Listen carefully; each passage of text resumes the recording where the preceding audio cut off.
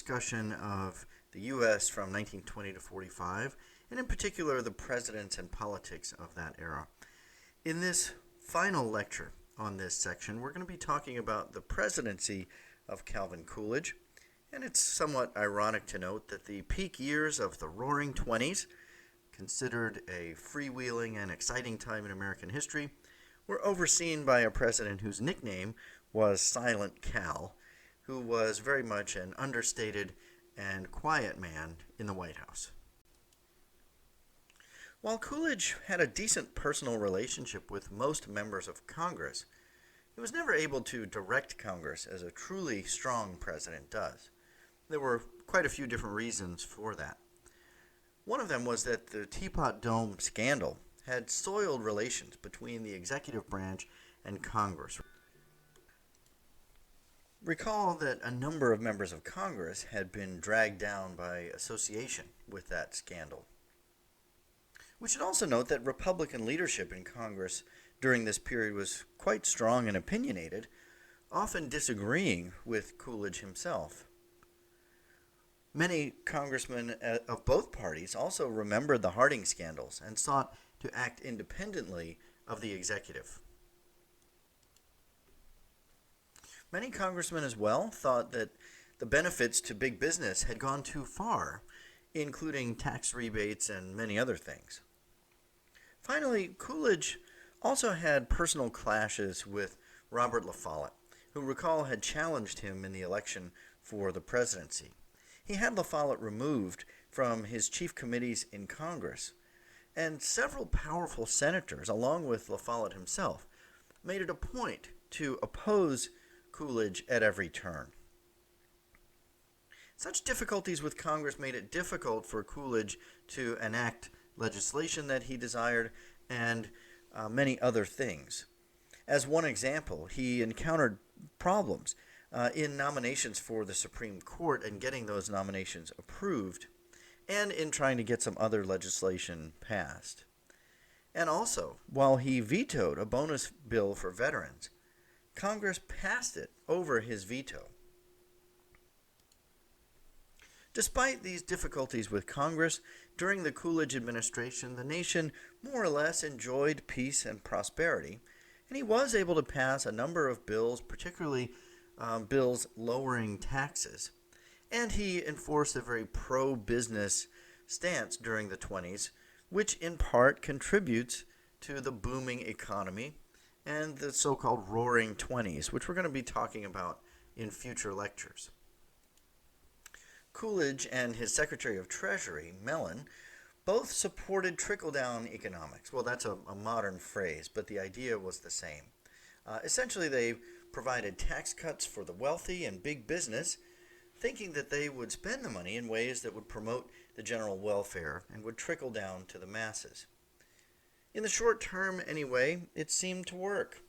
Most Americans enjoyed greater prosperity during his presidency than either before or after. And of course, after, we're looking towards the beginnings of the Great Depression at the end of 1929 and into the 30s.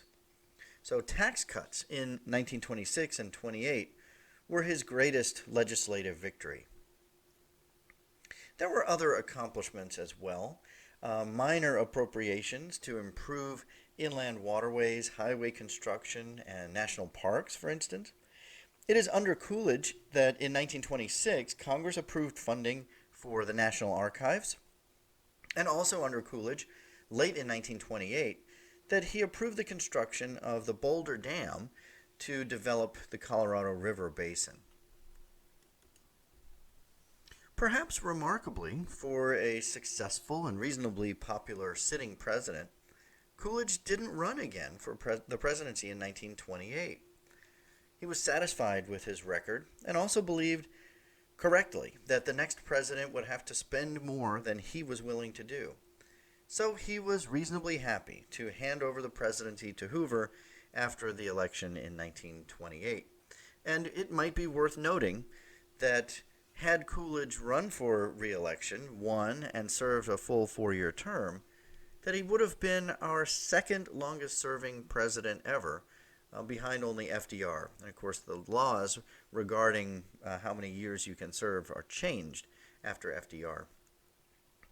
So after leaving the presidency in 1929, he retired to Massachusetts, where he occupied himself primarily with writing. He wrote many magazine articles, successful autobiography, and other things. He generally refrained from political sniping and remaining engaged in the political process. On the whole, Coolidge is considered neither a great president nor an awful one. He had the fortune to oversee a time of great prosperity in this country, and most Americans improved their lives during his tenure. He skillfully handled the Harding scandals, the election of 1924, and the transition to an administration of his own. His greatest failing was in failing to lead Congress to his will, or bend Congress to his will, as few noteworthy accomplishments were made during this time. As a side note here, the record of his administration in foreign affairs is a bit better, and we're going to be covering foreign affairs in future lectures. Oliver Wendell Holmes once said of Coolidge, "While I don't expect anything very astonishing from Coolidge, I don't want anything very astonishing." It's an apt summary of Coolidge. He did the daily work well and avoided major failures and problems. At the same time, he didn't undertake revolutionary tasks and claimed few noteworthy victories. Americans on the whole were generally satisfied with him.